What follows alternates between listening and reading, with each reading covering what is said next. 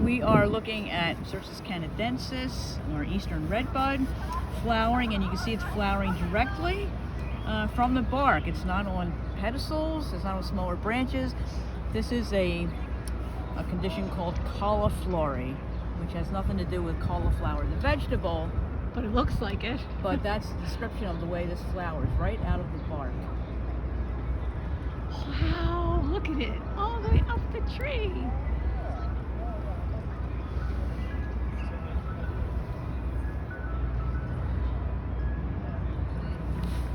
This is amazing. It's almost down to the base. Yes.